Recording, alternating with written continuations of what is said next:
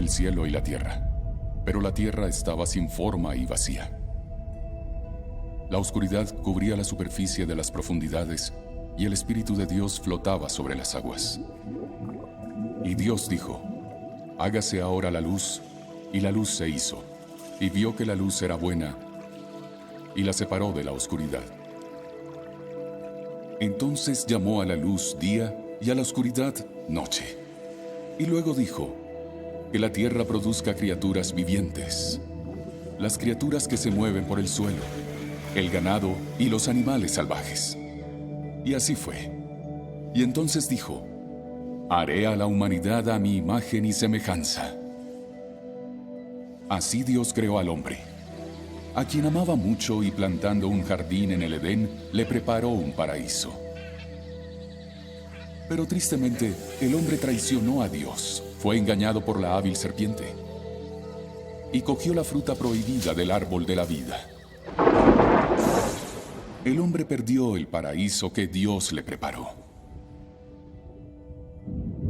Sin embargo, Dios no dejó de amarlo y de sustentar al mundo. Un mundo por el que ya merodeaba un ángel caído llamado el diablo. Por las acciones del diablo, el hombre olvidó la verdadera imagen de Dios, al que veía como a alguien duro, como a un verdugo, llegando a olvidar completamente su misericordia. Sin embargo, y a pesar de todo, fue por amor al hombre que Dios envió al mundo a su Hijo Jesús, que nació del útero de la elegida e inmaculada Virgen María, como Maestro y Sanador, y aún más importante, como Salvador. Mostró al mundo su verdadera imagen de tierna misericordia, y su amor por el hombre le llevó hasta la cruz, redimiendo los pecados de la humanidad. Y por eso todos los que le reciben, aceptan y siguen sus enseñanzas, alcanzan la vida eterna. Antes de morir, estableció su iglesia y dijo que el infierno no prevalecería en su contra. Pero la gente que formaba la iglesia distorsionó paulatinamente sus enseñanzas. Y entonces, una vez más, en su infinita misericordia, decidió acercarse al hombre. Eligió a una sencilla chica de Polonia para transmitir la verdad de su misericordia y la necesidad que el hombre tiene de confiar en él, la cual es la última esperanza de la salvación del mundo. Y por eso, Faustina vino a preparar al mundo para su final y para la segunda venida de Cristo. Amor y misericordia.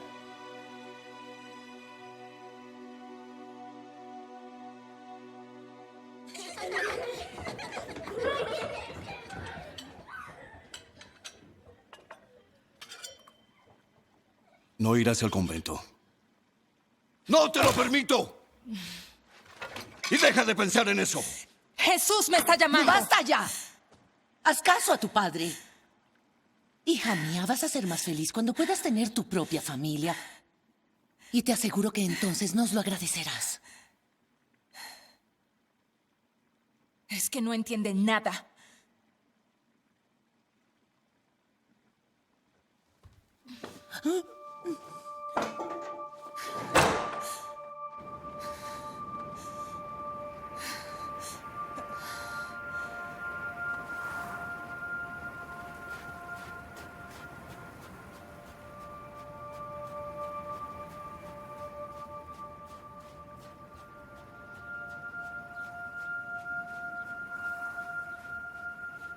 Tras la negativa, me dediqué a las vanidades de la vida sin poner atención a la voz de la gracia.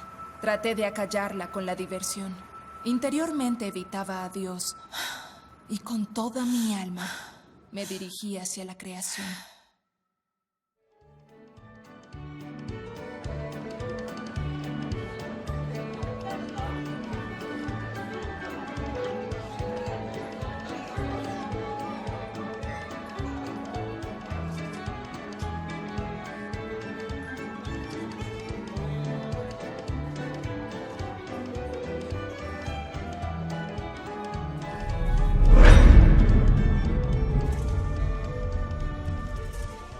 ¿Cuánto tiempo más me vas a engañar?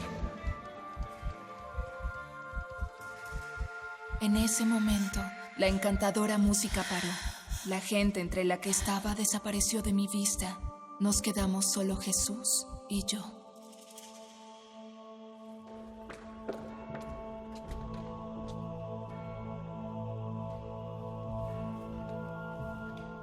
Ve a Varsovia de inmediato. Allí te unirás a un convento.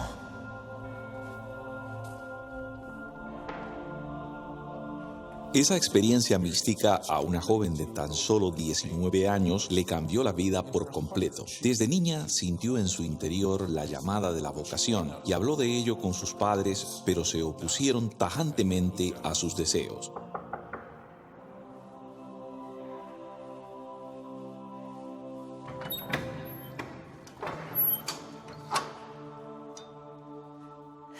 Alabado sea el Señor, hermana. Así sea por siempre. ¿En qué puedo ayudarte? Me llamo Elena Kowalski y me gustaría hablar con la Madre Superiora para preguntarle si puedo unirme al convento.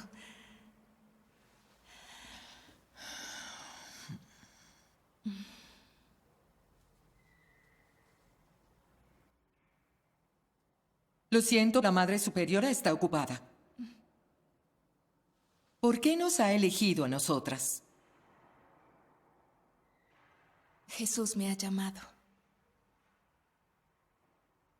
¿Que Jesús te ha llamado? Cuéntame más. ¿Cuándo ha ocurrido eso? Fue hace mucho tiempo. Cuando era niña, tenía 7 años y en ese momento me invitó a que tuviera una vida más perfecta. Ah. Te invitó a tener una vida perfecta. Alabado sea el Señor Jesucristo. Alabado sea por siempre.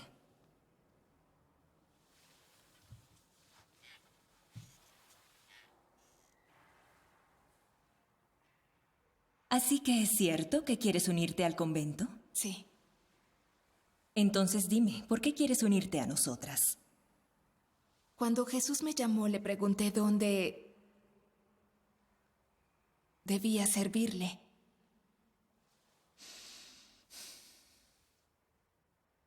¿Es que acaso conoces cuál es nuestro carisma?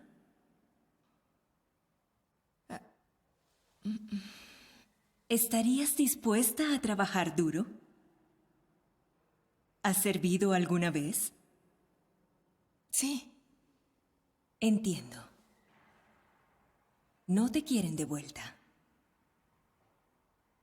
¿Así que es por eso? ¿Por lo que estás aquí? No, madre. A mí no me asusta nada trabajar. Yo siempre he ayudado a mi madre en todas las tareas de la casa y he cuidado de mis hermanos pequeños. En todos los sitios en los que he trabajado querían que me quedara. Pero, de verdad, créanme, Jesús me está llamando.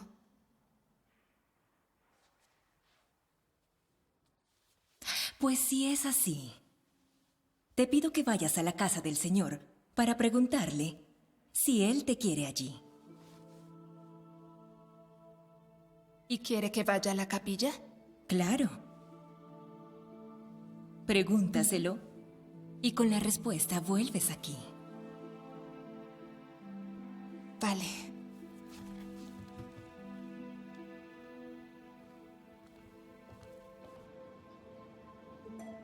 Ella vino aquí para trabajar y para ganar su dote, porque en aquella época era necesario, si querías unirte al convento, una condición obligada.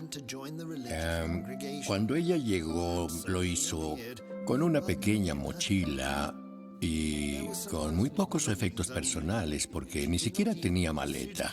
Algo que por otra parte no era excepcional, porque había mucha pobreza tras la Primera Gran Guerra.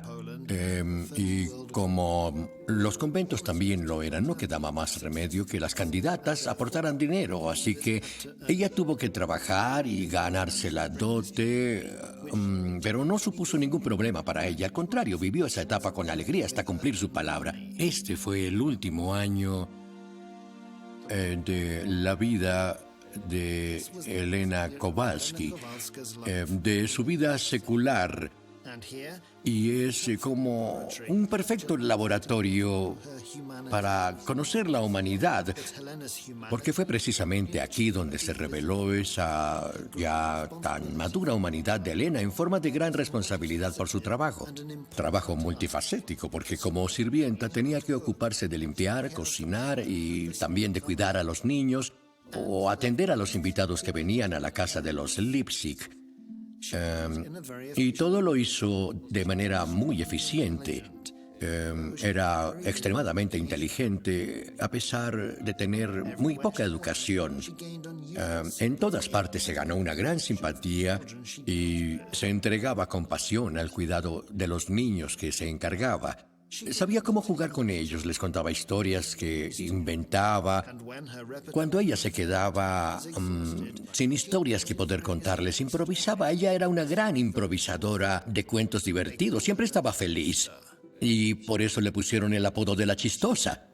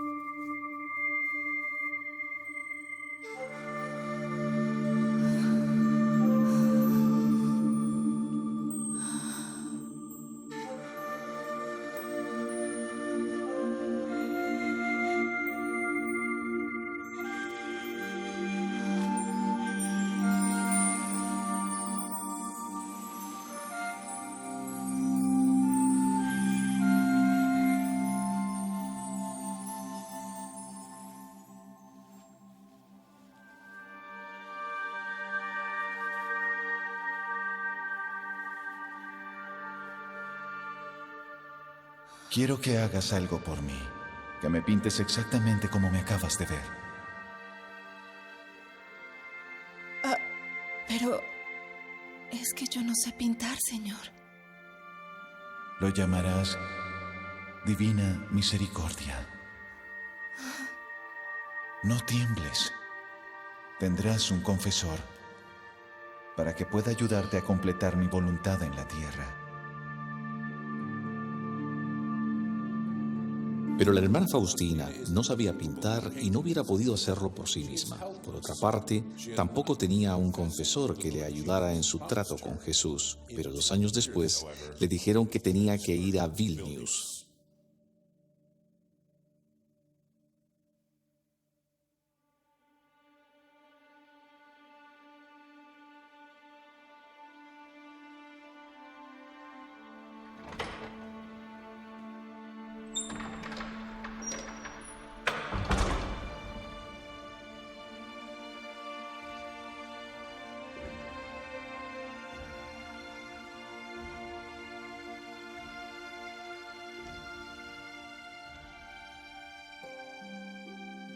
En la Universidad de Stefan Batory, el padre Sopochko enseñó teología durante cerca de 4 años y entonces fue nombrado confesor de la congregación de las hermanas de Nuestra Señora de la Misericordia.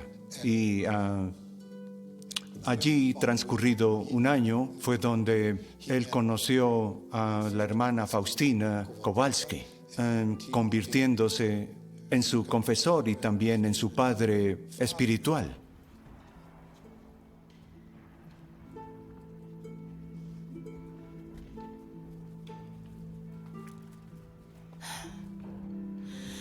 Padre, mi alma se rebela contra algunas de las órdenes de mis superiores.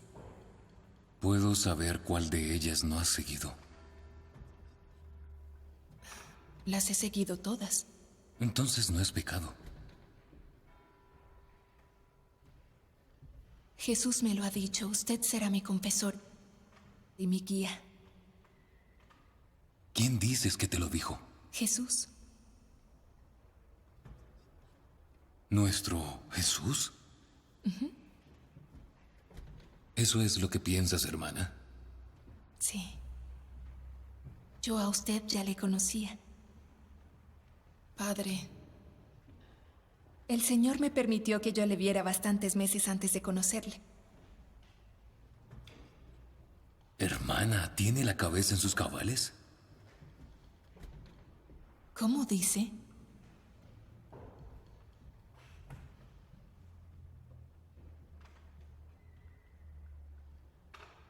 Padre, no recuerdo ningún pecado más. Me arrepiento de los que cometí y espero penitencia y absolución.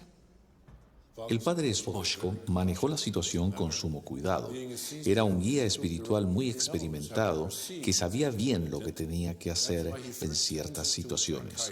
Y por prudencia envió a Faustina a ver a un psiquiatra. Era algo imprescindible antes de tomar cualquier tipo de decisión. Hermana, he tomado la decisión de ser tu guía espiritual. Pero no solo quiero que compartas conmigo tus pecados, también tus pensamientos, tus malos pensamientos y todas tus apariciones. Creo que esa será la única manera de saber qué es lo que le está ocurriendo a tu alma. Prometo que le contaré todo, Padre. Una de las cosas que me dijo Jesús fue que no le escondiese nada. Y también me dijo que si lo hacía, Él se escondería de mí. También me dijo que usted me ayudaría a cumplir su voluntad en la tierra. Ya veo. Lo primero que harás, hermana, es escribir en un cuaderno todo lo que está pasando en tu alma. Y todas y cada una de las palabras que estés segura que solo salieron de la boca de Jesús. Es probablemente gracias al padre Soposhko que hoy en día tenemos el diario de Santa Faustina. No solo la ayudó a discernir la profundidad de la revelación de la imagen, sino que también encontró a Kazimierowski, el pintor de la obra, que hoy en día es la imagen original de la Divina Misericordia.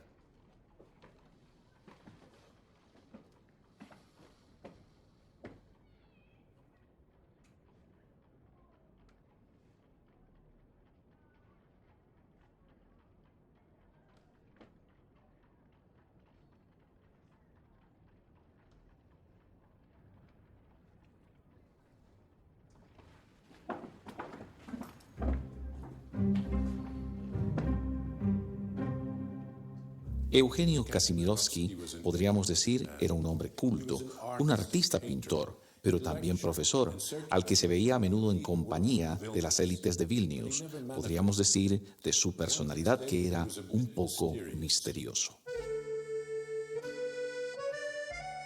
El misterio que rodea al pintor Kazimierowski tiene en parte una justificación. Es masón, un participante activo en el entorno de lo que era la masonería. En Vilnius, y la masonería evita llamar la atención o aparentar o mostrarse frívolamente en los salones de la alta sociedad, aunque todos saben que participar en reuniones culturales importantes es sinónimo de pertenecer a la masonería.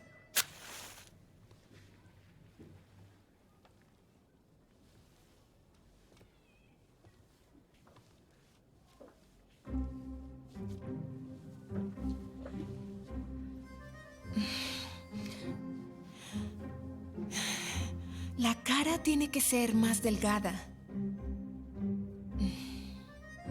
No. Y los ojos que miren al suelo. La túnica tiene que brillar. Ya se lo dije.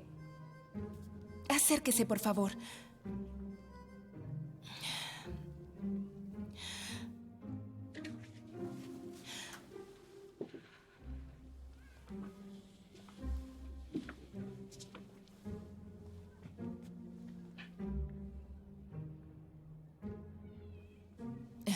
Jesús emerge hacia todos nosotros desde la oscuridad.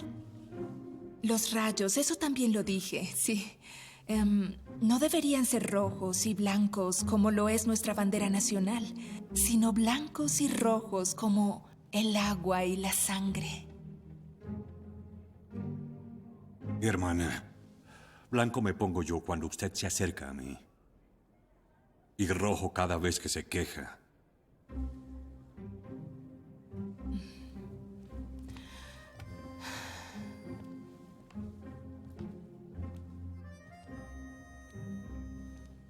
Habría que rechazar la idea de que la atmósfera reinante fuera espiritual, porque no eran encuentros para la oración. Hay que tener en cuenta que pintar requiere más bien de un esfuerzo técnico.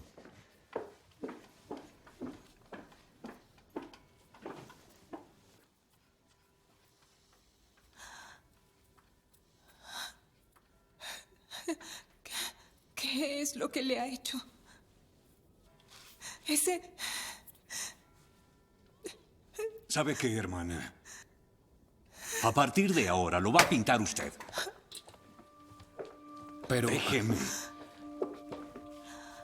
¿Quién hay en el mundo que pueda pintarte en todo tu esplendor? No te rindas ahora. Ella está un poco... Lo que está es loca. Primero está convencida de una cosa, luego de otra y al final es diferente. Es algo muy humillante. Es el diablo que siempre interfiere en la obra de Dios.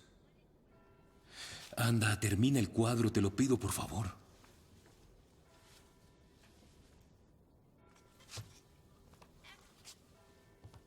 De acuerdo. Pero con una condición.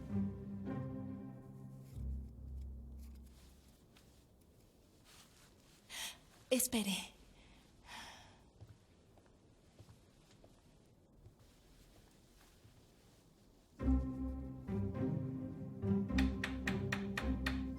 Casi está.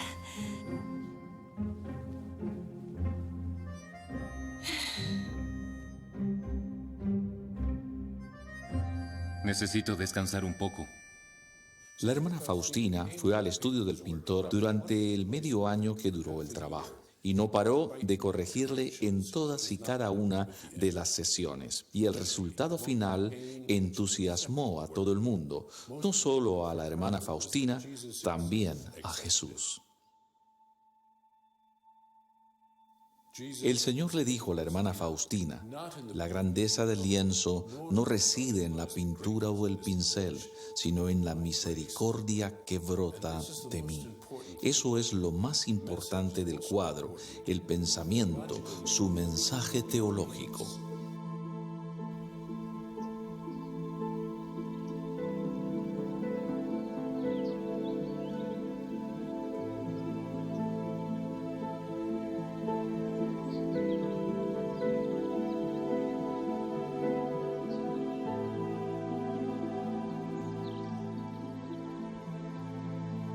La imagen de Jesús, la misericordia encarnada de Dios, nos está mostrando al Salvador, que parece emerger del cielo para asegurarnos el perdón de los pecados, después de entregar la vida a su divino Padre como sacrificio para que nuestras faltas pudieran ser redimidas. El fondo negro simboliza la más completa oscuridad del santuario de la Sagrada Alianza que acoge la tierra, el cual fue iluminado por la inefable presencia de Dios cuando aceptó que su Hijo fuera sacrificado. Esta escena de Cristo, emergiendo del altar más sagrado, con los rayos brotando como una fuente de su costado herido, simbolizan el agua y la sangre del Espíritu Santo, que nos fueron dados como fuente de vida al consumarse la muerte del Hijo de Dios, según lo proclamado por el Evangelio de San Juan. Una de las plegarias de la hermana Faustina así lo muestra. Has muerto, Jesús. Pero la fuente de vida que emana de ti corre hacia las almas como un mar de misericordia que se abre al mundo. Como vemos en la obra, la venida de Cristo, como Jesús misericordioso, es el altar más sagrado, como si fuera un pacto entre Dios y el hombre, lo que atemoriza al diablo. Lo que le convierte en especial es que Jesús es lo único que hay, porque ¿qué es lo que queda si lo quitamos del lienzo? Nada, no queda nada, solo oscuridad. Así se encuentra el alma de una persona cuando no está el Señor. El gesto de bendición que él realiza con las manos es el mismo gesto que un párroco haría en una confesión al perdonar los pecados. Y este sentimiento de redención que viene a través de la resurrección es como una proyección de amor y de luz como representación de los sacramentos.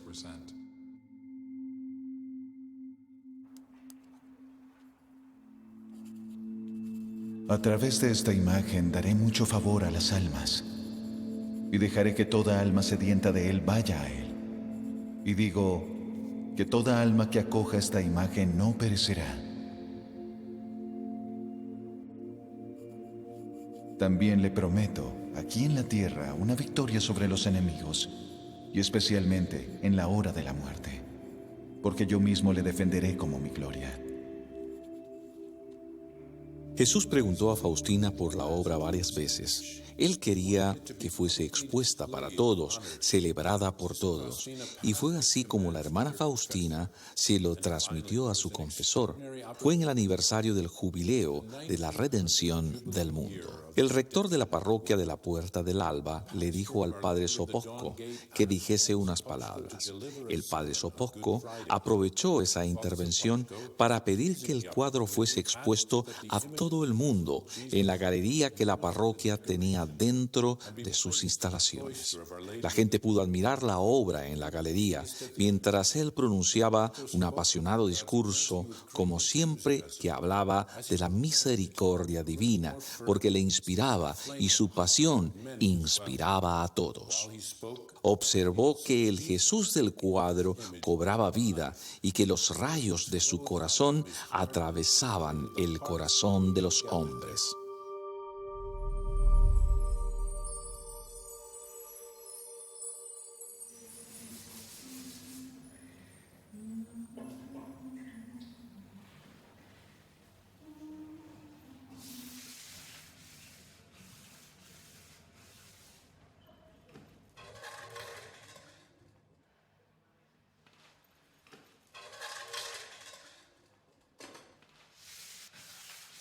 La hermana Faustina era una hermana de segundo coro. Siempre era destinada a trabajos de tipo manual. Trabajaba en la cocina, en la panadería y muy a menudo en el jardín.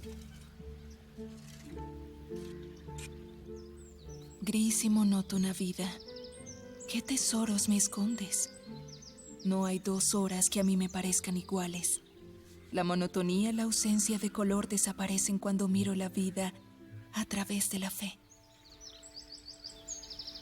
La salud de Faustina se deterioró bastante y cuando llegó el otoño, el médico le diagnosticó tuberculosis.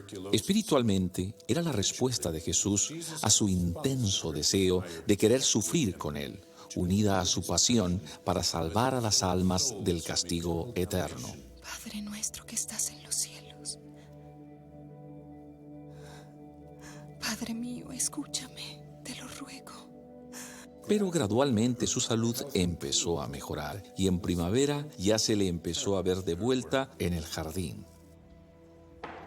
Padre, mientras usted viajaba a Tierra Santa quemé mi diario. Entonces lo quemé. ¿Que has quemado tu diario? Después de que usted se marchara, un ángel se me apareció y me dijo que estaba escribiendo blasfemias, que debería quemarlo. He quemado mi diario, todo lo que usted me dijo que escribiera. Incluso en el caso de haber sido tentada. Estaba llena de un gran temor. Lo más prudente hubiera sido esperar a que yo regresara. Padre, por favor. Estaba llena de un gran temor a no estar cumpliendo la voluntad divina. Ay, hermana. Llorar ahora no sirve de nada. Vas a tener que rehacer el diario. Vas a tener que escribirlo de nuevo. ¿Reescribirlo todo? No me digas que no te acuerdas de nada. Me acuerdo, pero no querría cometer un error. Tiene que ser importante lo que has escrito. Si ha ocurrido esto, entonces pídele ayuda al Espíritu Santo. Y tú concéntrate solo en tu tarea. Tómalo como si fuera tu penitencia. Uno de los deseos que Jesús le confió a la hermana Faustina fue el de que tenía que crear un nuevo orden. Él le dijo: hermana, Dios te pide que fundes una congregación, que anuncie y proclame el amor misericordioso que Dios tiene al mundo. Faustina estaba encantada de cumplir ese deseo. Ella y el padre Sopocko empezaron a trabajar, pero aparecieron muchos obstáculos. El que Faustina hubiera hecho ya votos perpetuos con su congregación fue otra dificultad. Cuando decidió abandonarla, una gran oscuridad espiritual cayó sobre ella. Otro de los problemas que afloraron fue el de su delicada salud.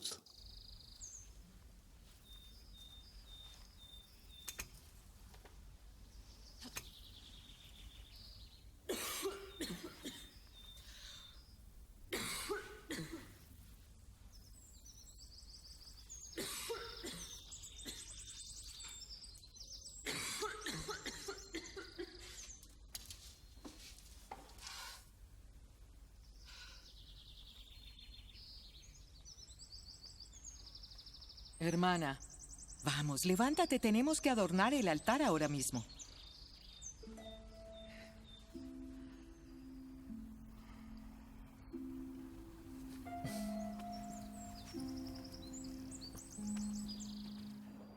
He hablado con él. Y no viviremos para ver su obra. Entonces, ¿por qué lo hacemos? Es para el mundo. Tiene todo el sentido. Nunca debe dudar de él, Padre. Incluso cuando yo ya no esté. ¿Es que te vas a ir a algún sitio?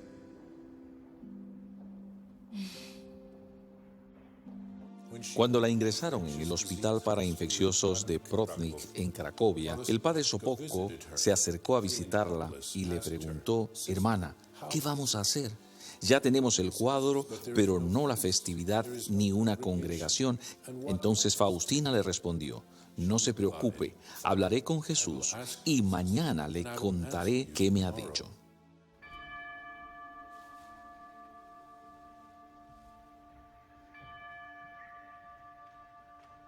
Al día siguiente, tras la conversación, celebré una misa por la hermana Faustina. Y una idea apareció en mi mente. De la misma manera que ella no pudo pintar el cuadro, pero sí guió al pintor dándole instrucciones.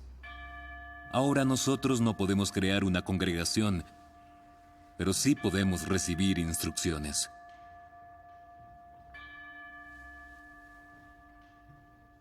Cuando el padre Sopocko le preguntó a Faustina: hermana, dígame, ¿qué es lo que ha dicho Jesús? Entonces ella lo miró desconcertada y contestó: Padre, ¿qué me pregunta si Jesús me dijo que se lo había explicado todo durante la misa? Luz verde.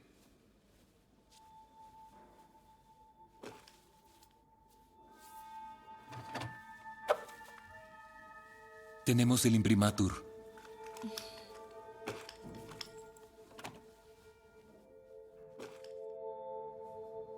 Mira cómo ha quedado. La imagen. Oh. Y tus plegarias.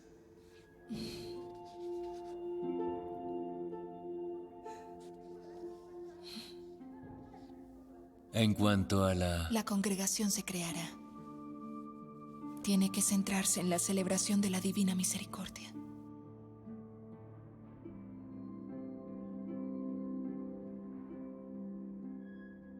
Veo vidrieras y rosas.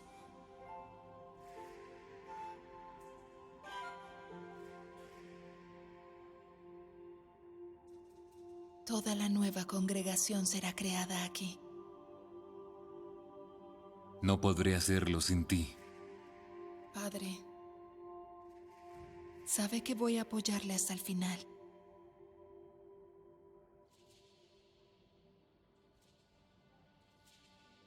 Y ahora, por favor, bendígame antes de partir.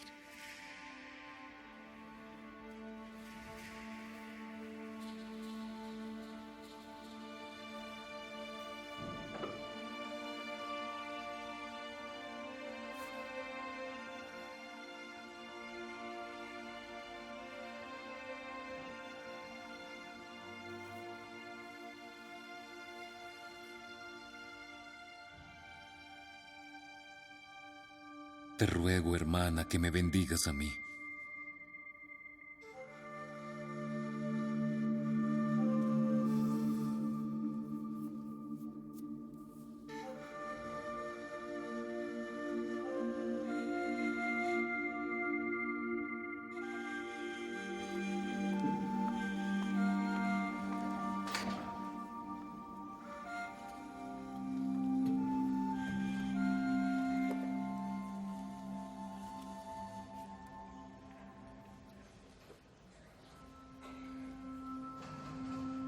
Me dirigí de nuevo a la habitación donde estaba la hermana Faustina para decirle algo que se me había ocurrido.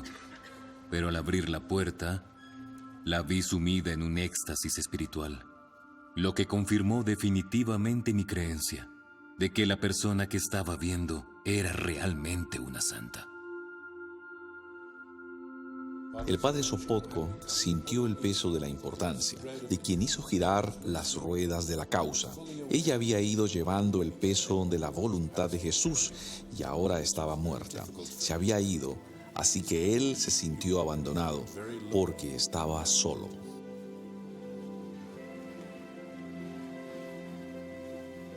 Mi alma estaba llena de dolor y de hastío por haberle dicho adiós a alguien único. Me invadió un amargo sentimiento de abandono. Pero entendía que, a pesar de todo, tenía que confiar en la divina misericordia de Dios, desprenderme definitivamente de mi ingratitud y creer en Él. Creer en Él 100 veces.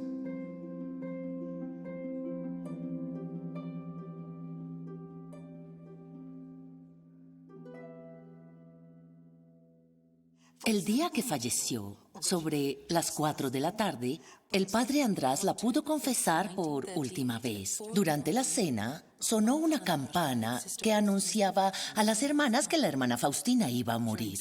Las hermanas corrieron al primer piso donde se reza por los moribundos. Una vela estaba encendida al lado de Faustina y la hermana que estaba a su lado, velándola, fue a buscar a su superiora. Cuando la hermana Faustina vio a las hermanas, empezó a sonreír. Uno casi podría decir que quería dejar el mundo con una sonrisa en la cara. Ella ya conocía el cielo, porque tenía una conexión tan única con Jesús que era su motivo para dejarnos. Eso, y que quería que todo lo que Dios le tenía preparado se convirtiese en realidad.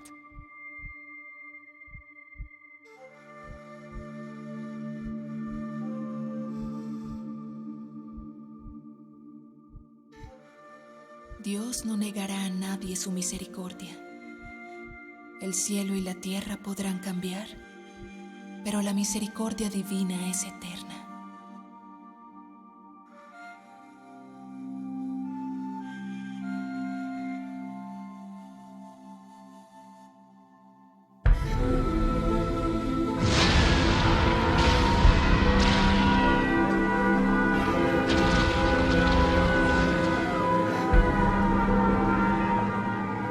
La hermana Faustina escribió que una guerra estaba a punto de comenzar. En el año 1939 comenzó esa horrible guerra. No quiso contarle al padre Sopotko el enorme sufrimiento que aguardaba al pueblo polaco.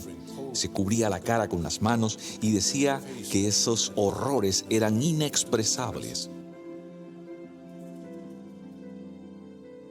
En su diario, la santa describió una horrible visión, lo que más adelante se convertiría en una dolorosa realidad en la ciudad de Varsovia. Era una visión de una ciudad destruida igual que Sodoma y Gomorra. Desde luego, la hermana Faustina rezó por la ciudad y el castigo pareció ser evitado por algún tiempo. Es la ciudad más hermosa de Polonia. Y esa fue la visión que tuvo sobre Varsovia, que lamentablemente se hizo realidad durante la Segunda Guerra Mundial. He visto la ira de Dios sobre Polonia. Y ahora sé que aunque Dios castigue severamente a nuestro país, sería de su parte una gran misericordia, porque la oscuridad de nuestros pecados merecen la perdición eterna. Quedé helada cuando levantó mis vicios y me enseñó ese fragmento del futuro. Ahora lo veo claro. Las almas elegidas elevan el mundo y su existencia para cumplir el destino. Llegan a Białystok los alemanes sobre el 13 de septiembre. Pero la noche del 22 de septiembre los soviéticos consiguen entrar en Białystok y los alemanes se retiran. Mientras se celebra en la Plaza Kosciuszko un extrañísimo desfile con ambos ejércitos pasando uno al lado del otro. Los soviéticos entraban en Białystok mientras los alemanes salían. Este desfile tuvo lugar a 300 o 400 metros de la casa de Eugeniusz Kazimierowski. Es difícil determinar si la obra de la Divina Misericordia tuvo alguna influencia en la vida personal de Kazimierowski. No sabemos si eso es lo que provocó su conversión y abandono de la masonería, pero sospechamos que empezaba a sentir algunos remordimientos, porque así lo demuestran sus dos últimos cuadros, en los que se retrata a sí mismo como Judas.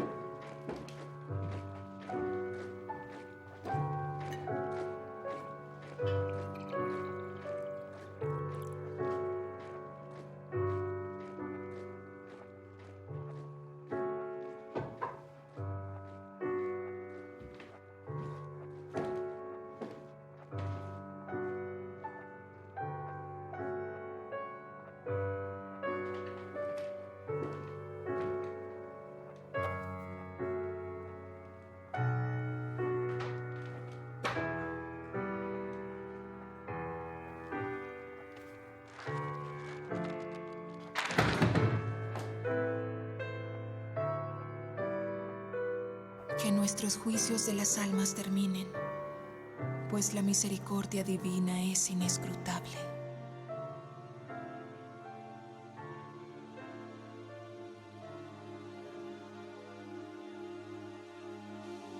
Unos días antes de nuestra llegada a Vilnius, me llamó a mi despacho muy emocionado el director Kondratas. Al parecer se habían descubierto documentos de los que no se conocía su existencia.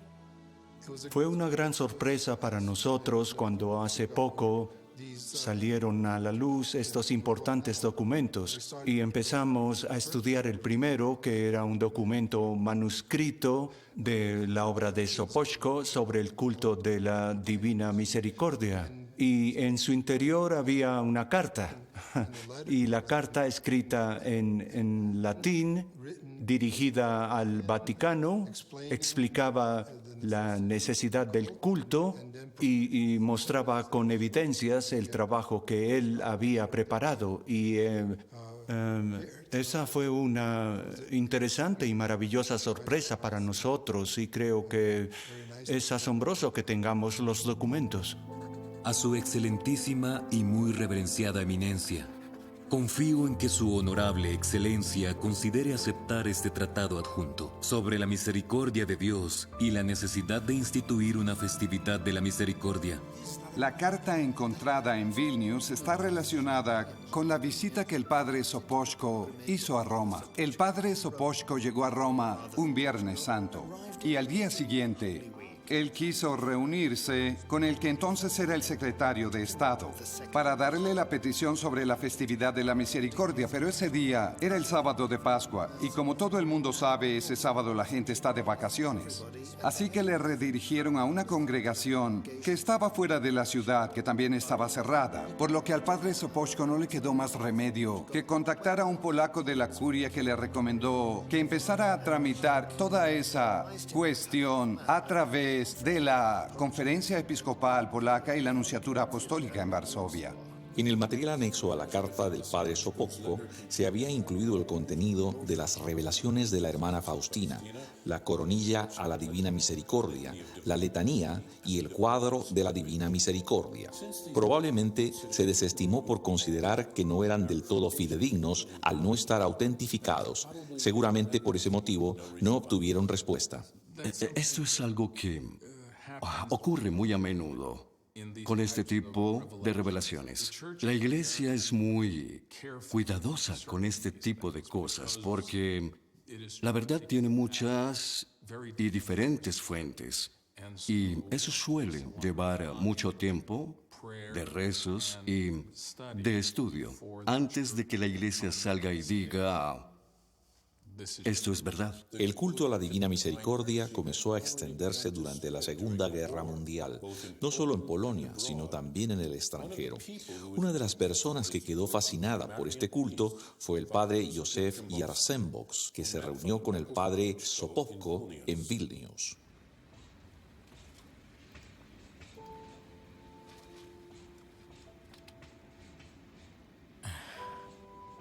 Maravilloso.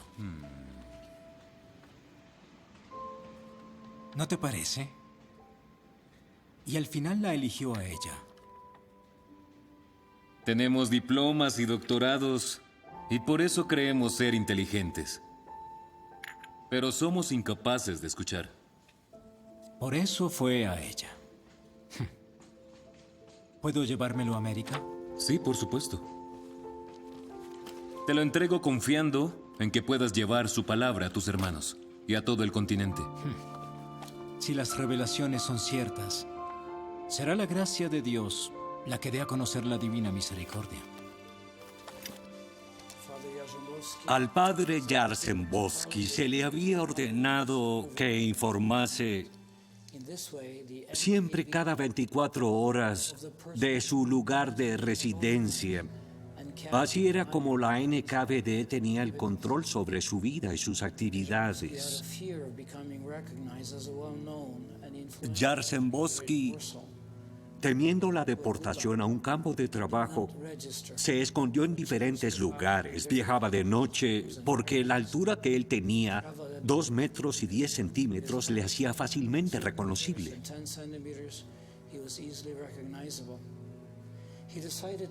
Decidió usar el visado norteamericano que había podido obtener justo antes de la guerra y que estaba a punto de caducar.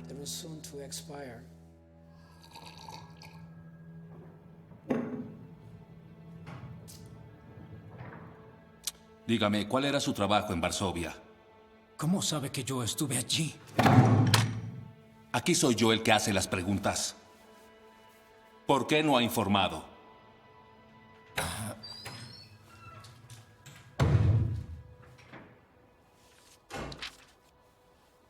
¿Qué es esto? ¿Qué? ¿Cómo que qué? Mire, esto está sin rellenar. Estoy en ello. Puede irse y vuelva la semana que viene para el permiso.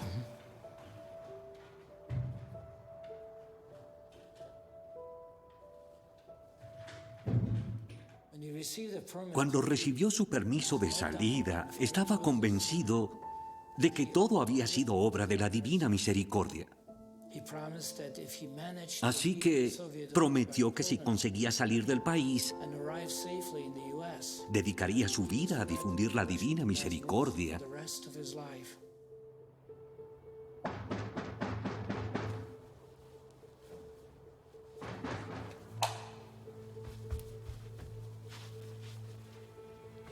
Dígame, ¿quién es? Seminaristas. Henrique Macier.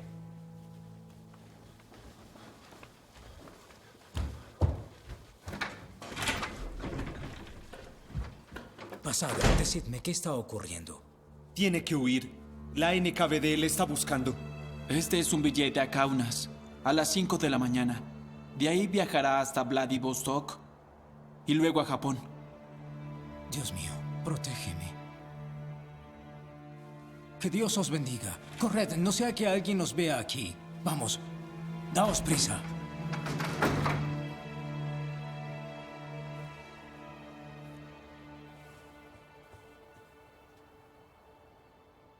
Cuando por fin llegó a Kaunas, resultó que la gente que no tenía el visado japonés era obligada a esperar 10 días si quería zarpar con el siguiente barco. Por favor, abra. Está cerrado. Le aseguro que es un asunto muy urgente. Mi ferry está a punto de zarpar. Lo siento, así son las reglas. ¿Las reglas? Pero si usted está aquí. Lo siento.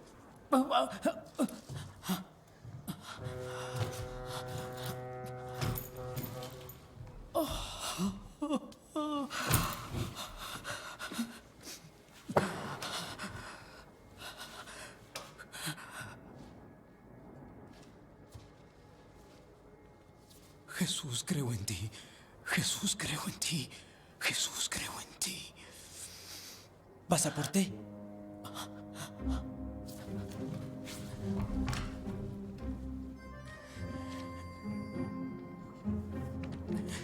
Gracias.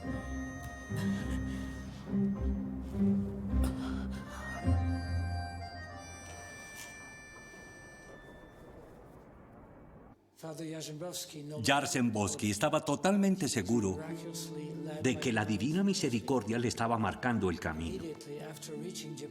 Cuando finalmente llegó a Japón, dirigió un retiro que versó sobre la divina misericordia. Llegó a Estados Unidos por la ciudad de Seattle, donde coge el tren a Washington y llega a la casa de los padres marianos. Allí, el 1 de mayo, empieza su misión de predicar para la divina misericordia. Washington es su primera base cuando finalmente llega. Ayuda en varias parroquias, puede contactar con Orchard Lake y publica material sobre la divina misericordia. No tiene éxito, pero no se rinde. Predica donde puede. No importa dónde, parroquias polacas o parroquias americanas. En 1943 se va a México. Al tiempo que transcurre esto, los padres marianos, que hasta ahora disponían de una base en Washington, adquieren Eden Hill, en Stockbridge. Es el lugar ya actual donde se encuentra el Santuario de la Divina Misericordia, y es no solo la sede nacional en Estados Unidos, su poderosa influencia se extiende a Brasil, a México, a Filipinas, a Polonia, también a Gran Bretaña. De alguna manera, todo aquello que Jarzembowski llevaba dentro de él dio su fruto para el mundo. De hecho, tenemos 25 páginas web con casi 3 millones de visitantes cada año. Gente que está buscando y que necesita entender y vivir la divina misericordia. Algo que oímos de muchas personas alrededor del mundo sobre lo mucho que necesitan la misericordia de Dios. De hecho, fue Juan Pablo II el que dijo: nada hay que necesite más el mundo que la divina misericordia de Dios. ¿Pero por qué es importante? Pues porque aceptamos el mandamiento de ser apóstoles de la divina misericordia, tal y como Jesús dijo a Faustina: si no pasamos por la puerta de su misericordia, tendremos que hacerlo por la de su justicia. Así que deseamos que todo el mundo atraviese la puerta de su misericordia.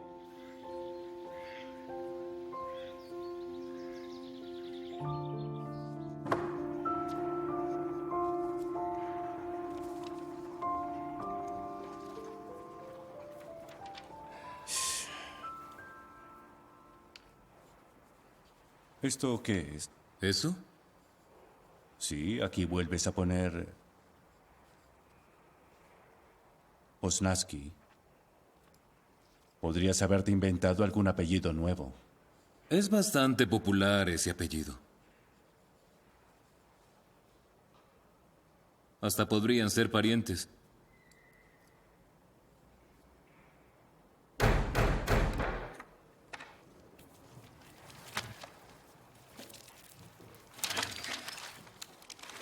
¿Quién es? Discúlpeme, Gurusev dio a luz un hijo y no se parecen nada a sus padres. Ahora no, señorita Karolek. Felicítala de mi parte y dile que iré a visitarla.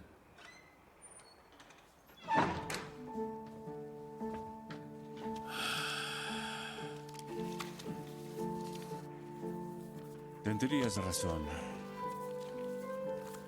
Pero si todos acaban llamándose Joseph, que estén emparentados se vuelve demasiado improbable. Son ellos los que eligen los nombres. Lo único que hago cuando me preguntan es sugerirles. Joseph, por San José. Es bastante popular. Yo siempre le he admirado. El padre Sopocko, junto a su querido y gran amigo, el padre Sieski, que luego sería obispo, trataron de ayudar a judíos, rellenando partidas de bautismo. Su esfuerzo logró salvar alrededor de al menos 100 personas. Desgraciadamente, fueron el blanco de la Gestapo, que consiguió localizarles y emitió una orden de arresto. Rápido.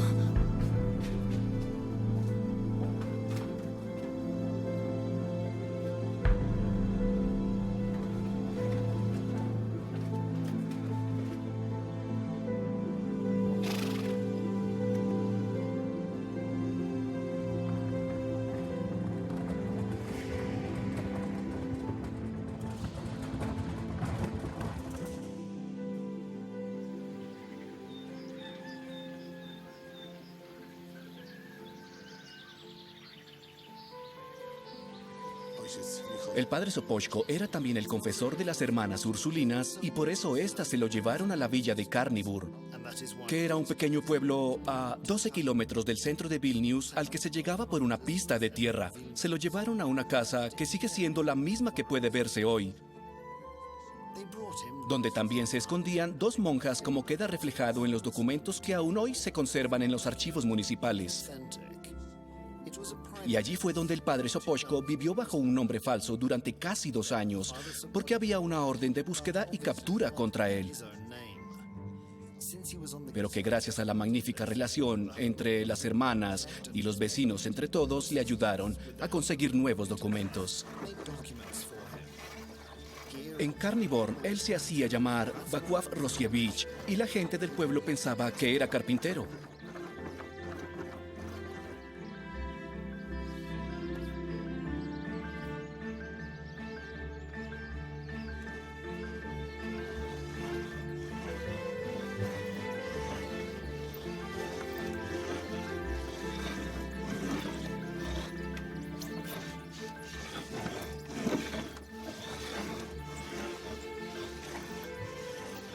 Dicen los documentos que el padre Sopocko se quedó en Karnivor hasta el 14 de agosto de 1944, cuando pudo volver sano y salvo a Vilna.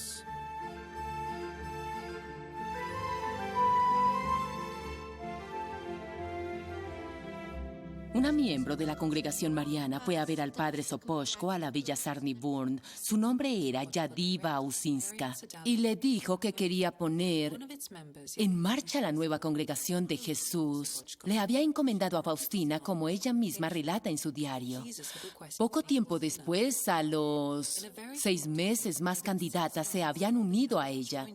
Pasados 2 años, durante los cuales el padre Sopocko se encargó de su progreso espiritual, el número de hermanas había llegado a la cifra de 6. Pero, ¿qué es lo que esto tiene de interesante? Que las 6 tomaron sus votos en 1942 en una capilla muy humilde.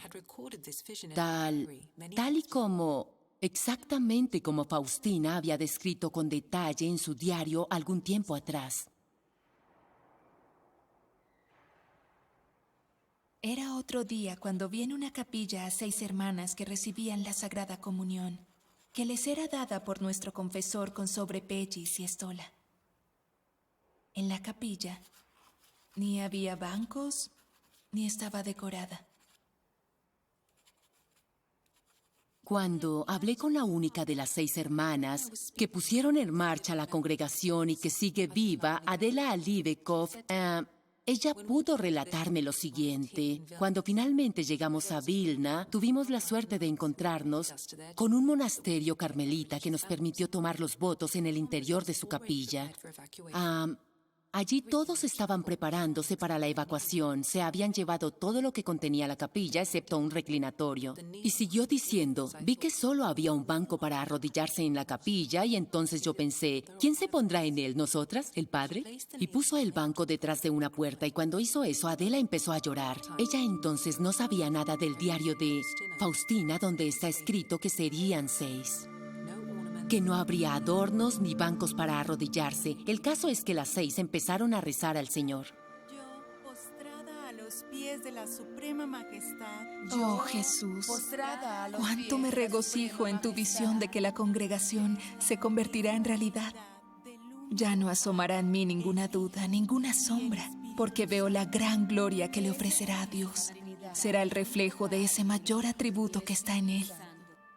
Su divina misericordia, la que brota sin cesar hacia el mundo, llenando de amor el corazón de los hombres.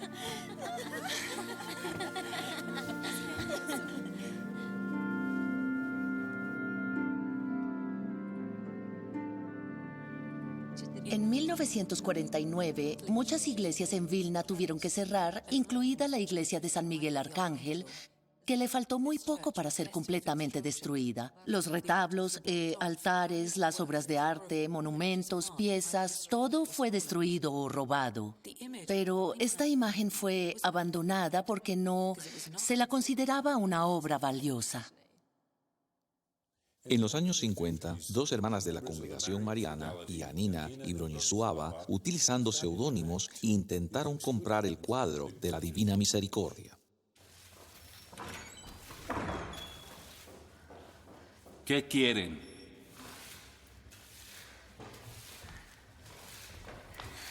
Buenos días. ¿Podemos hablar un momento?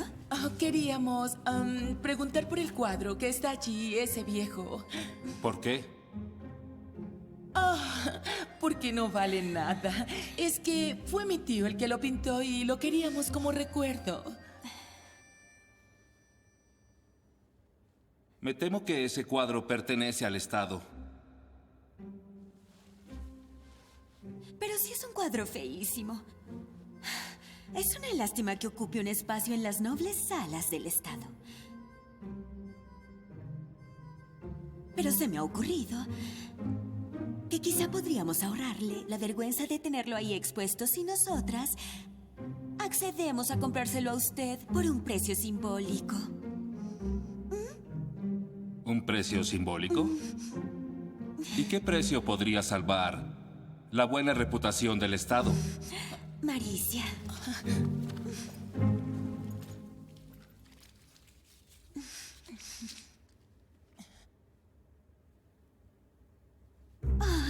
Qué tonta, me estaba olvidando de lo mejor. Le va a gustar. Desde luego. Claro que si tuvieran otra preciosidad como esta, creo que podríamos poner a salvo toda la reputación del Estado. No se apure, creo que tenemos otra preciosidad en la recámara. Maricia.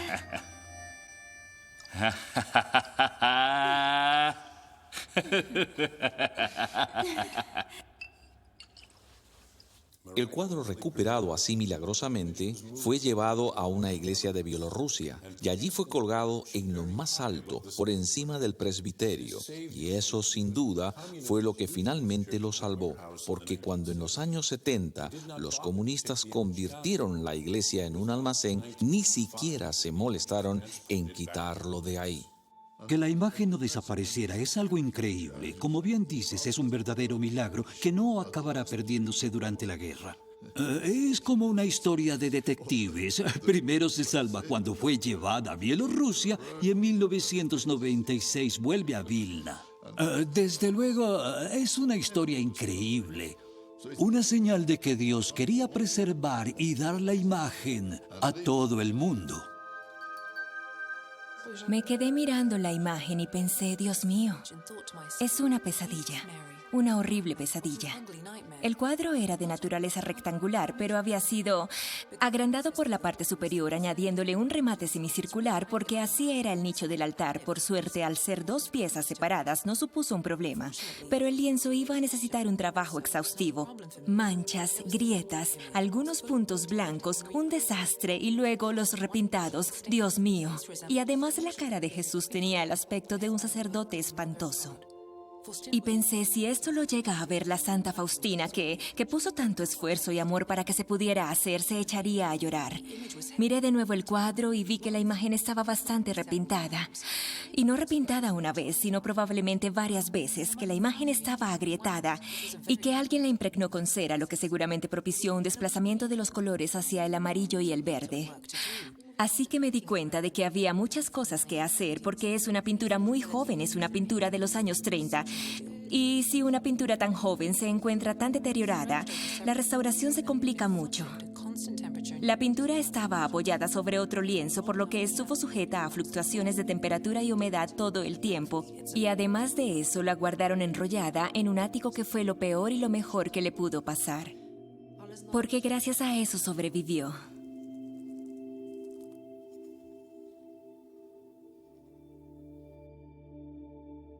Primero eliminamos las reparaciones anteriores, algo arriesgado porque si la imagen se hizo en el año 34 y las reparaciones en la década de los 50, las diferencias resulta que son mínimas porque 20 años no son nada. En 20 años lo que es la solubilidad de la pintura original continúa siendo la misma que la de las reparaciones. Milímetro a milímetro se eliminan. Empezamos con el repintado de las partes menos importantes, los bordes del cuadro, por otra parte, y técnicamente hablando, las modificaciones que se hicieron en la cara habrían estado bien si no hubieran sido tan feas. Cuando quité la pintura de la mitad de la cara, tomé una foto, es parte del proceso, y cuando vi la foto observé que la expresión de la cara en su lado derecho era muy diferente a la del izquierdo. Los ojos miraban hacia el otro lado y los labios eran otros labios. Limpié el otro lado de la cara y apareció un rostro muy diferente. Cuando la restauración llegaba a su fin, el cuadro estaba colgado en el oratorio. Por razones de seguridad, nadie podía verlo excepto las hermanas. Vino a examinarlo Úrsula Segorczyk. Estaba observando la cara, ya restaurada. Y lo que ocurrió entonces es que se quedó muy quieta, se hizo un gran silencio y dijo, esta cara se parece a la del Cristo del sudario de Turín. La primera persona en darse cuenta de la similitud fue el padre Serafín Mijalenko. Él me enseñó el trabajo en el que se combinaban ambas imágenes, un experimento que mandó realizar en los años 90. El resultado de la investigación antropométrica que realicé en ambas imágenes confirma una correspondencia completa y total de los puntos faciales que son más característicos, como el entrecejo, la base de la nariz, los pómulos, las mandíbulas, las alas de la nariz, los labios superiores e inferiores y la barbilla. Vale la pena analizar los mismos cambios observando la imagen en 3 dimensiones. Este modelo de cara fue hecho por el profesor Miniaro en el año 2002. Se hizo tomando por base las medidas del sudario de Turín y del Santo Sudario de Oviedo. El sudario de Oviedo es este objeto que cubría la cara de Jesús cuando su cuerpo todavía colgaba de la cruz. Y este pañuelo estuvo en la cara hasta que el cuerpo pudo colocarse en una mortaja. Entonces se lo quitaron y se cubrió el cuerpo con la mortaja. La sangre de la mortaja y la que había en el sudario de Oviedo nos dan una información completa sobre cómo era el rostro de Jesús. Cuando puse las imágenes una encima de la otra, resultó que los 8 puntos más característicos que determinan los rasgos de la cara coincidían perfectamente entre sí. También creo que vale la pena verlo en un plano más amplio. Por ejemplo, utilizando un solo fragmento del sudario de Turín. Porque encima se puede poner la imagen de Kazimierowski simplemente ajustando las proporciones de la imagen del sudario de Turín. Por supuesto, en estos tiempos, obtener una reproducción tan exacta de la imagen del sudario no supondría un problema. Solo es proyectar la imagen del sudario en un lienzo para obtenerla mediante escaneo de forma mecánica. Sin embargo, sabemos que Kazimierowski no pudo utilizar esta técnica, así que su pintura fue creada, digámoslo así, de una manera intuitiva. Se limitó a seguir las instrucciones de Faustina, que le iba describiendo cómo era el Jesús que veía. Si aplicáramos en este caso la teoría de las probabilidades, convendríamos en que tendrían que haberse hecho miles de rostros para obtener las proporciones de la imagen del sudario, lo que significa que la coincidencia que se observa no es accidental.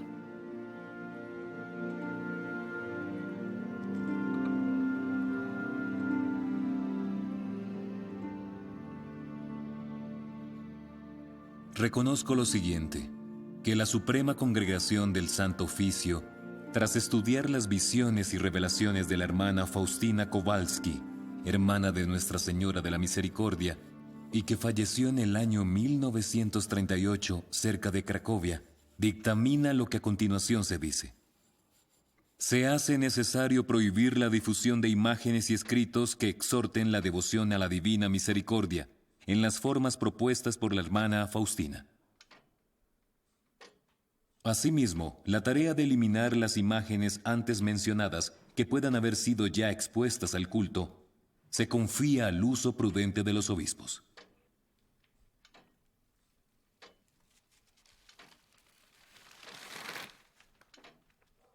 La decisión de prohibir el culto de la Divina Misericordia, tal y como lo presentó la hermana Faustina, la realizó la Congregación del Santo Oficio por varias razones, y la principal fue una traducción al italiano mal escrita y llena de errores.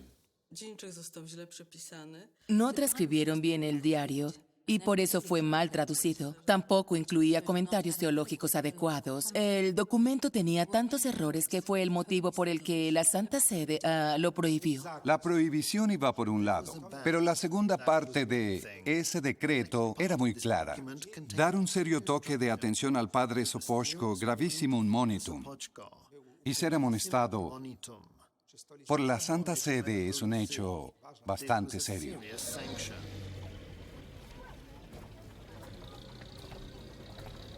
Miren quién va ahí, el tonto de las apariciones. A lo mejor está endemoniado. ¿Ustedes saben qué?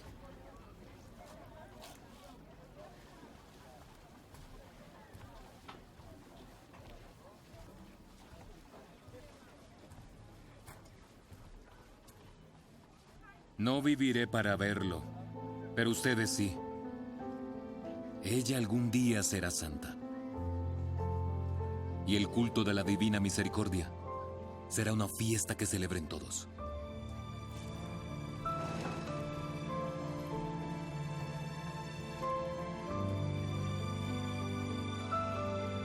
Lo que después le ocurrió al padre Sopoćko fue exactamente lo que predijo la hermana Faustina, que después sería repudiado, que sería aislado. Porque a menudo si alguien está bajo la observación de la Santa Sede, la mayoría tiende a evitarlo, porque nada bueno saldría de la relación. Y ocurrió lo mismo con la vida del padre Sopoćko. Por un lado, él siguió siendo obediente a la Iglesia, no extendió el culto de la Divina Misericordia basado en las visiones de la hermana Faustina, y por otro permaneció fiel a las exigencias de Jesús. Por eso, al final de su vida, predicó la Divina Misericordia. Estuvo enseñando sus bases bíblicas, patrísticas y hablando sobre el espíritu del domingo de la misericordia, que por aquel entonces todavía era el segundo domingo de Pascua. La conocía bien.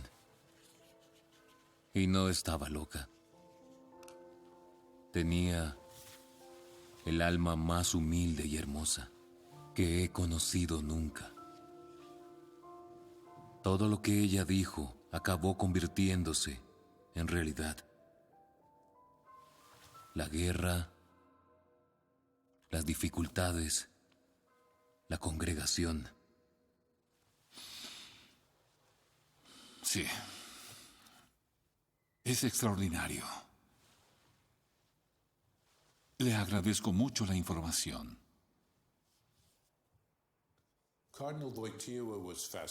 El cardenal Wojtyla estaba fascinado por toda esa documentación que le había puesto encima de la mesa el padre Sopoćko, y 3 meses después tuvo una conversación con el cardenal Ottaviani.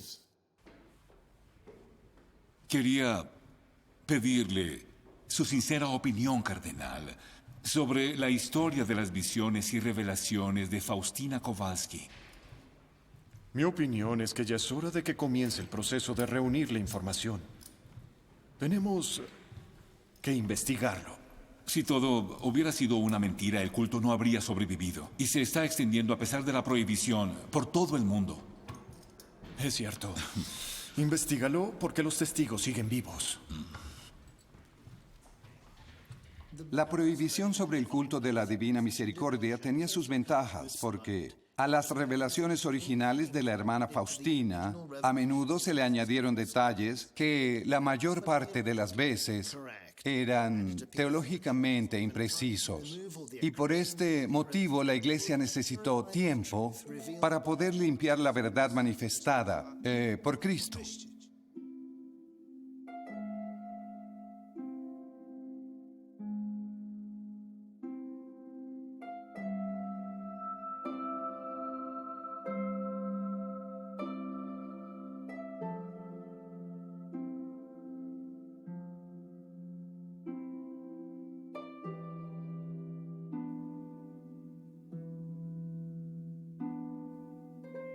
Los últimos días del padre Sopoćko transcurrieron en la ciudad de Białystok, en la congregación de las Hermanas Misioneras de la Sagrada Familia. Estaba convencido de que su trabajo había sido en vano. Fue un momento muy difícil para él. La prohibición del Santo Oficio seguía vigente. El cuadro estaba fuera de Polonia. La congregación contaba con muy pocas hermanas y no había festividad alguna. Y para colmo, no pudo encontrar a nadie que quisiera continuar con su misión. Y en esta convicción murió el 15 de febrero de 1975.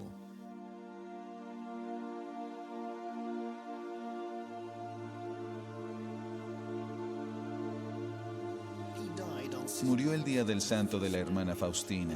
Sin embargo, el cielo ya tenía preparada a otra persona para que pudiera continuar con la obra del padre Sopoćko. Era un cardenal polaco, Karol Wojtyla. Y gracias al esfuerzo del cardenal Wojtyla, ocurrió que en abril del año 1978, el Vaticano levantó la prohibición del culto basado en las visiones de la hermana Faustina Kowalska. Y 6 meses después, Wojtyla se convirtió en papa. Habemus papam.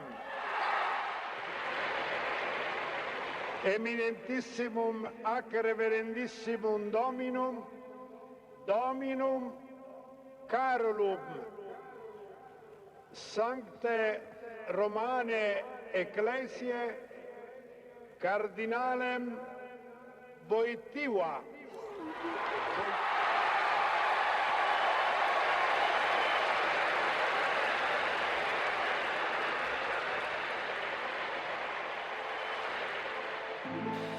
Muchos señalan el hecho de que el mismo Jesús escogiera a Wojtyla para realizar su voluntad y establecer la festividad de la Divina Misericordia, y lo hace siendo ya Juan Pablo II, el mismo día en el que convierte a la hermana Faustina en la primera santa del nuevo milenio. Queridos hermanos y hermanas, hoy repito las sencillas y sinceras palabras de la hermana Faustina. Con ella y con todos vosotros adoraré el inconcebible e insondable misterio de la divina misericordia.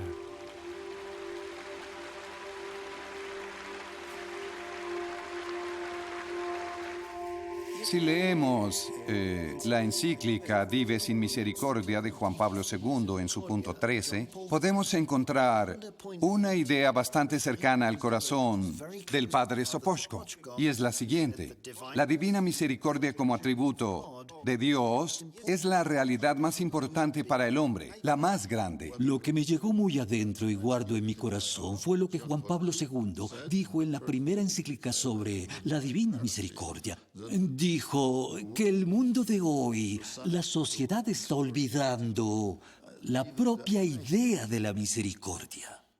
Admiramos la eficiencia, admiramos la organización, admiramos muchísimas cosas, pero para la misericordia no tenemos ningún espacio en las relaciones interpersonales, en las relaciones de tipo espontáneo, en las relaciones que surgen en el día a día de la sociedad. Todo el mundo lucha siempre por sus derechos. La iglesia es hermosa solo cuando muestra misericordia. La misericordia es lo que importa, como Jesús en el Evangelio, siempre reuniéndose con pecadores, gente que no tiene nada, gente que está enferma, consolándolos, no condenándolos. Bueno, creo que es una triste realidad. El 1 de enero del año 2005, el padre Mieczysław, el que ahora es el actual arzobispo del Lviv, llamó para invitarnos, como de costumbre, a una cena protocolaria en la residencia papal. Y recuerdo que durante esa cena, cada uno de nosotros tuvo la ocasión de hablar con el Santo Padre. Yo, por supuesto, como postulador del padre Sopoćko, planteé la cuestión de su beatificación, porque si el Santo Padre mostraba algún interés en la causa, eso haría que el funcionario de la administración empezara a trabajar seriamente. Y cuando le hablé del padre Sopoćko al Santo Padre, que escuchaba atentamente, en cierto momento me miró fijamente y me dijo, le conocía muy bien, era un hombre santo. Esas palabras lo significaron todo para mí. Y de hecho, aunque luego Juan Pablo II no llegó a consumar la decisión de beatificarlo, sí lo hizo su sucesor, Benedicto XVI.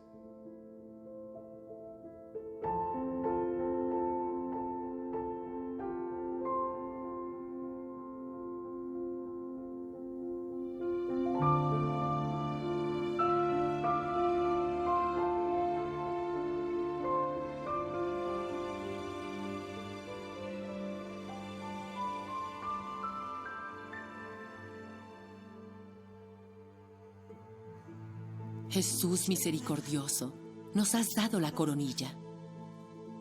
Dijiste que cualquier cosa que te pidamos en esta amarga hora de misericordia, tú nos la vas a conceder.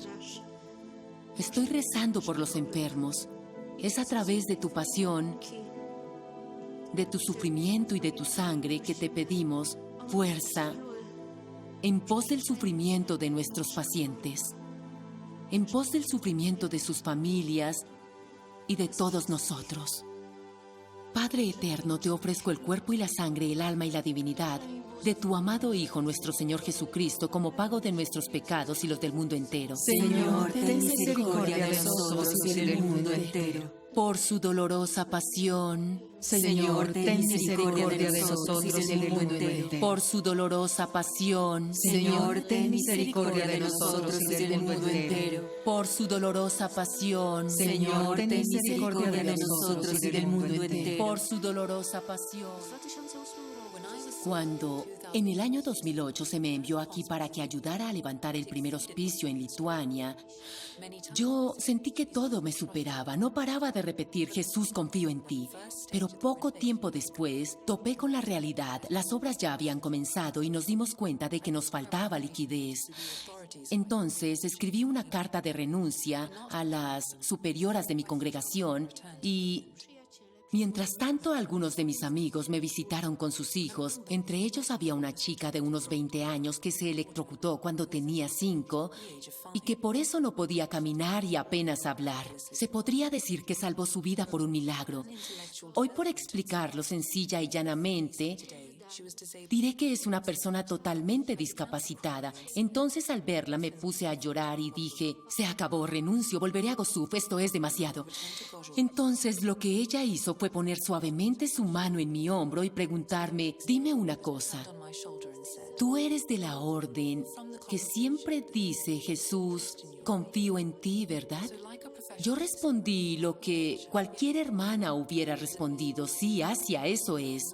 En ese momento yo tan solo estaba centrada en el dolor de lo que me estaba pasando y Asia entonces me apretó la mano y me dijo, ¿cuántas veces al día repites esa frase? En ese momento yo me quedé mirándola fijamente a los ojos porque, viniendo de una persona discapacitada, esa pregunta era una señal de que realmente no venía de ella. Entonces respondí, no sé cuántas veces, pero muy a menudo. Y ella entonces reaccionó con un gesto muy determinado, apretando más fuerte mi mano y dijo, si consigues creerte lo que dices, podrás conseguirlo. En ese momento, mi corazón se conmovió porque como monja siempre digo, Jesús, yo confío en ti, pero en ese momento me di cuenta de que no era verdad. Y entonces empecé a llorar amargamente porque me di cuenta de que no tenía la fe en el Señor que yo creía tener. Abracé a Asia. Por la noche fui a rezar al tabernáculo y cuando miré el cuadro me quedé mirando a Jesús. Y por primera vez desde lo más profundo de mi corazón dije, Jesús, confío en ti. Rompí la carta de mi renuncia. El hospicio, un proyecto que era imposible de sacar adelante, se construyó, se habilitó y lleva abierto 10 años, los mismos que llevamos de misión en Lituania. La misericordia en lo que haces es una de las formas de devoción más importante. De hecho, se hizo un estudio lingüístico de la palabra misericordia en el Diario de la Santa, y el concepto siempre estaba asociado con verbos, es decir, con acciones. El diario incluso nos enseña que la misericordia, que vivir la misericordia, consiste en realidad en igualar las posiciones. La posición del que da y la posición del que recibe, de saberse igual. La misericordia tiene que formar parte de la identidad del hombre y no ser tan solo un gesto puntual. Esto significa que en casi todo lo que hagamos tiene que asomar la misericordia, ofrecer nuestra mano al otro, pero siempre desde la misericordia. Si nos cruzamos con alguien en la calle, con misericordia. Vivir la vida con misericordia. Debemos abrirnos al mundo exactamente como hace Jesús misericordioso con el hombre descalzo o cuando se dirige al que está hambriento. Lo que irradia es pura misericordia. Pero la divina misericordia no es abstracción, debería vivir en el corazón de todo el mundo. Y eso es un reto para ti, para mí, para todo el mundo.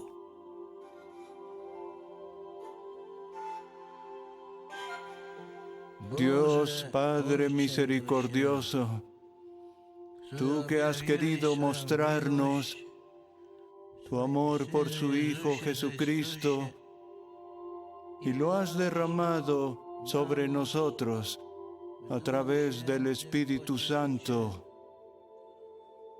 Hoy te confiamos el destino del mundo y de todo hombre y mujer. Ten piedad de nosotros y del mundo entero. La fe de Juan Pablo II en la realidad de la Divina Misericordia aceleró el desarrollo del culto. El Domingo de la Divina Misericordia hoy se celebra en todos los continentes. Pero la misión de la hermana Faustina tiene que ser completada. El final de la guerra se acerca y se encenderán muchísimos corazones.